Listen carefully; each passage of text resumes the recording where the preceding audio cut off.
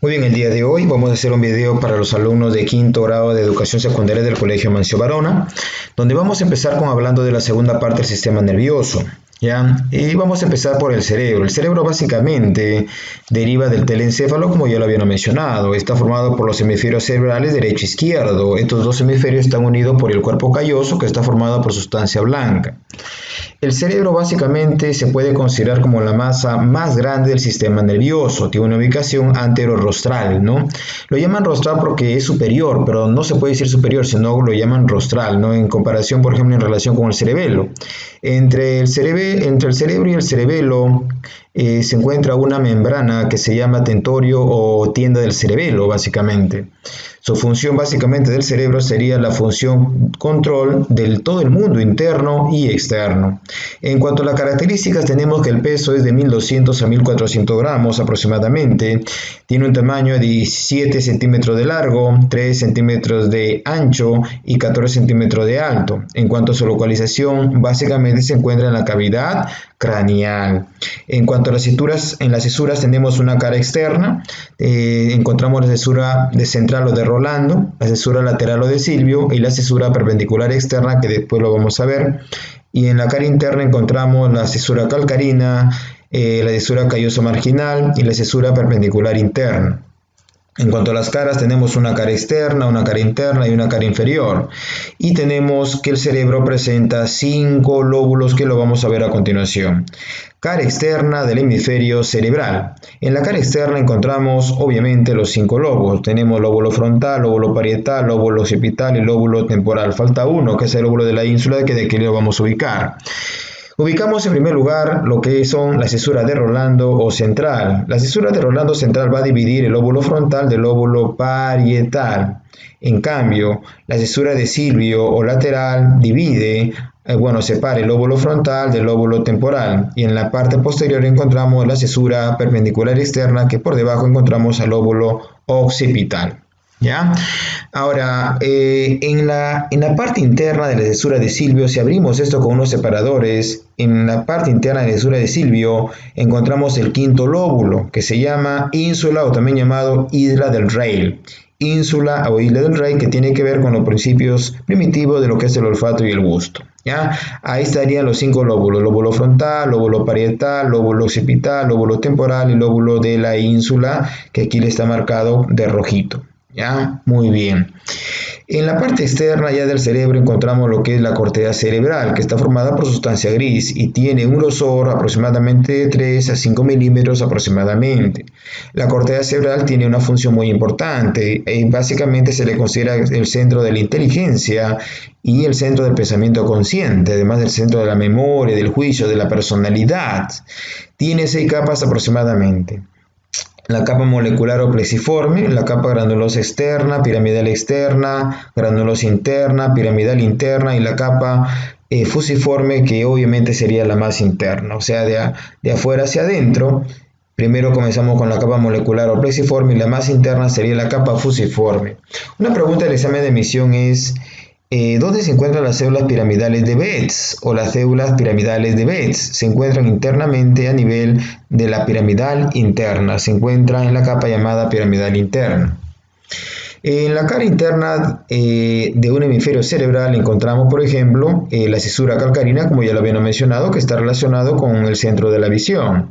Lóbulo de la cuña, la cesura perpendicular interna, que ya lo habíamos mencionado, el lóbulo de la precuña, lóbulo paracentral, circunvolución frontal interna, el fornix. Encontramos el cuerpo calloso, que está formado por sustancia blanca y separa los hemisferios cerebrales derecho e izquierdo. Tenemos la cesura lateral o de Silvio, que separa el lóbulo frontal del lóbulo temporal, como ya lo habíamos mencionado.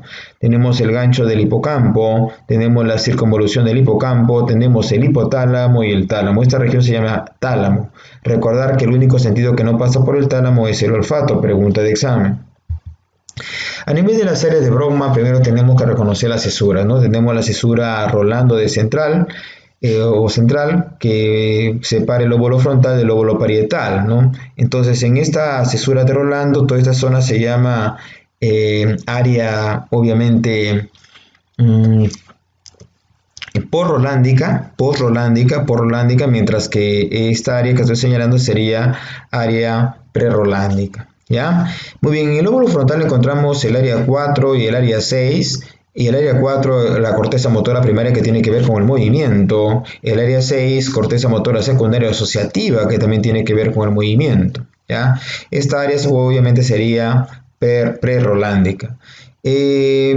8 sería campo ocular frontal. El área 9, 10 y 11, corteza prefrontal, junto con la 12. Ya 9, 10, 11 y 12, corteza prefrontal. Hay que decir además que en el lóbulo frontal se encuentra el área de los procesos intelectuales superiores de los seres humanos, ¿ya?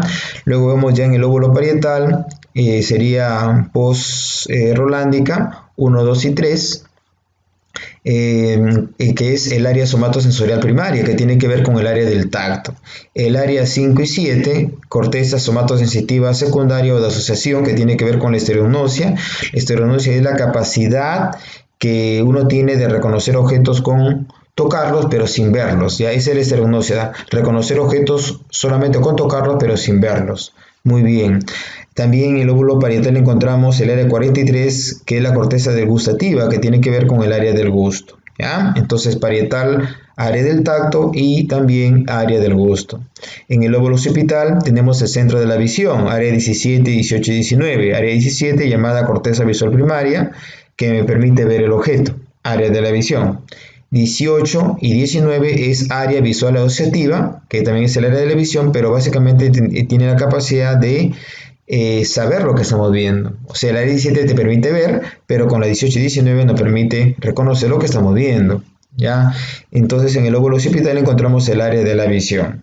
Ya en el lóbulo temporal encontramos el área 41 y 42, corteza auditiva primaria, que tiene que ver con el área de la audición, ¿ya? Y además tenemos el área 38 y el área 28, que está relacionado con el área del olfato, ya en el lóbulo temporal.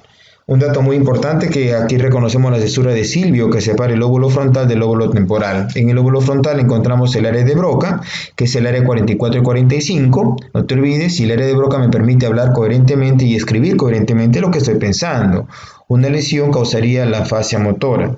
En el lóbulo temporal encontramos el área 22, que es el área de Wernicke. El área 22, que es el área de Wernicke, que me permite comprender lo que estoy leyendo y comprender lo que me están diciendo. Una lesión causaría obviamente la afasia sensorial de esta área de Wernicke. Bueno, básicamente tanto el área de Broca como el área de Wernicke está relacionado básicamente con el aprendizaje.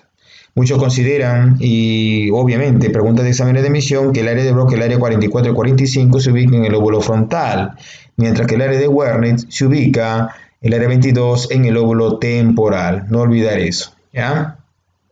Y tanto el área de Broca como el área de Wernicke están relacionados con el aprendizaje. Vemos ahí el área de Brockman, tenemos el área 28, como ya lo había mencionado, en el lóbulo temporal, área del olfato, no exactamente en el rinencéfalo. Además, quiero agregar que el área 20, 21 y 37, obviamente es el área de reconocimiento de rostros y caras. En cuanto a la meninge, son membranas cobertoras que protegen órganos nerviosos. Son membranas básicamente que protegen. Por eso que he puesto acá en cuanto a la función, protección del sistema nervioso central. Ya a nivel craneal estaría protegiendo al cerebro, a nivel raquídeo estaría envolviendo la médula espinal. Entonces empezamos con el cráneo, ¿no? El cráneo, los huesos craneales, y luego ya vienen las meninges que están cubriendo obviamente al cerebro o en todo caso la médula espinal. ¿Cuáles son las meninges? Tenemos la dura madre, aracnoides y pía madre. ¿Ya? Una inflamación de esta meninge se causaría la meningitis, ya sea por cuestiones microbiológicos, por ejemplo, las bacterias, los virus, ¿no? Etcétera. Muy bien, la dura madre es la meninge es una meninge fibrosa y la más externa y es la más dura de las tres, es gruesa, por eso también se llama paquimeninge. La palabra paqui significa grueso.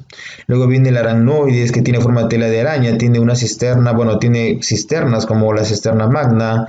Incluso se puede decir que es la única meninge avascular. Si me preguntan en el examen de admisión, meninge vascular sería la aracnoides y la más interna es la pía madre, por eso lo he puesto ahí, que es la más interna y es fina, tiene como una capita de cebolla, no es la más fina.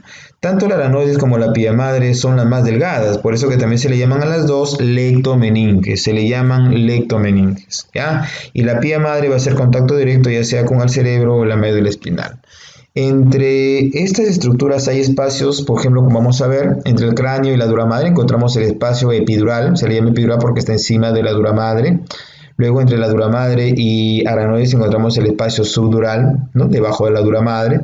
Y entre la aranoides y la pía madre encontramos el espacio subaranoideo, donde discurre el líquido cefalorraquídeo. Tener en cuenta eso es pregunta de examen también.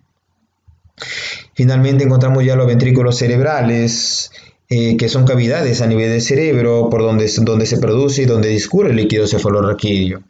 Todo esto va a formar un sistema ventricular. Los ventrículos cerebrales, exactamente allí hay un tejido que se llama plexos coroideos que producen el líquido cefalorraquídeo. Recordar que el líquido cefalorraquídeo se produce 500 mililitros por día. Tiene una velocidad de producción de 20 mililitros por hora.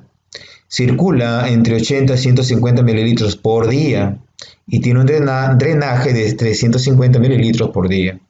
Tiene un aspecto claro como agua de roca, transparente, cuando está normal. Y en cuanto a su patología, obviamente sería la hidrocefalia. La hidrocefalia se da básicamente cuando hay oclusión o taponamiento de algunos agujeros, ¿no?, donde discurre el líquido cefalorraquídeo. Entonces se sigue dando la producción del líquido cefalorraquídeo en los ventrículos, pero no está pasando y por lo tanto se van a dilatar los ventrículos, haciendo que el encéfalo obviamente crezca. Por eso que la persona que presenta hidrocefalia parece como si tuviera una cabeza grande, ¿verdad?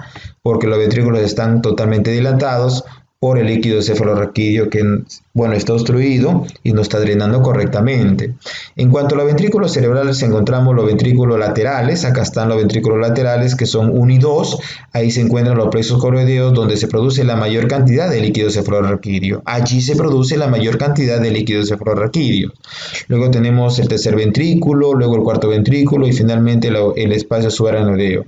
Pero entre estas cavidades encontramos algunos puntos de comunicación. Por ejemplo, entre los ventrículos cerebrales y el cuarto ventrículo encontramos el agujero de Monro. Entre el tercer ventrículo y el cuarto ventrículo encontramos el acueducto de Silvio o acueducto mesencefálico de Silvio. Y entre el cuarto ventrículo y el espacio subaranoideo encontramos el agujero de Luschka o Magiende. En los exámenes de admisión muchas veces preguntan el recorrido que hace el líquido cefalorraquídeo a nivel de los ventrículos cerebrales, ¿verdad? Recordar que tanto en los ventrículos laterales, tercer ventrículo y cuarto ventrículo hay plexos coroideos, ya no olvidar eso. Entonces, ¿cuál es el recorrido? Primero serían los ventrículos laterales, luego pasa por el agujero de Monro, luego pasa por el tercer ventrículo, luego por el acueducto de Silvio, luego por el cuarto ventrículo, luego por el agujero de Luschka y Magiende y finalmente llega al espacio subaranoideo. Una vez ya en el espacio subaranoideo, recordar que aquí está el líquido cefalorraquídeo, pero ¿quién reabsorbe el líquido cefalorraquídeo? Aquí lo tenemos, estas estructuras llamadas vellosidades aranoideas, quien reabsorbe el líquido cefalorraquídeo. No olvidar eso, ¿ya? Si la pregunta en el examen de admisión te preguntan ¿dónde se producen líquido cefalorraquídeo? En los plexos coroideos que se encuentran a nivel de los ventrículos cerebrales. ¿Y dónde se reabsorbe el líquido cefalorraquídeo? Sería en las vellosidades aranoideas, ¿ya? No olvidar eso. Entonces, recordamos que el recorrido que hace el líquido cefalorraquídeo es el ventrículo lateral es 1 y 2, luego pasa por el agujero de Monro, luego pasa por el tercer ventrículo, luego pasa por el acueducto de Silvio o acueducto mesencefálico de Silvio, luego por el cuarto ventrículo, luego pasa por el agujero de Luschka y Magiende y finalmente por el espacio subaranoideo.